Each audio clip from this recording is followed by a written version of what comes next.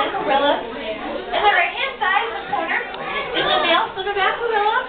All that silverback means is mature male, and he is the only male in this troop. There is always only one male for every family, and there's going to be up to about 20 other females. In this particular family, though, there are 4 females. There are 2 adult females. One here is the oldest, and the two right here is the youngest. The one standing with her back to us is the mother, and then the little baby girl in front of us. And gorillas are herbivores that eat a variety of plants and grasses, some leaves and such. The females will consume about 60 pounds of food a day, whereas the males will eat about 30. Of course. Baby's 1 year. Wow.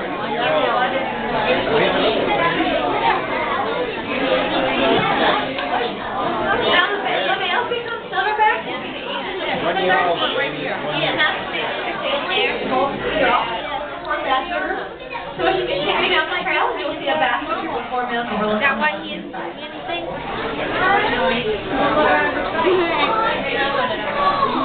The baby.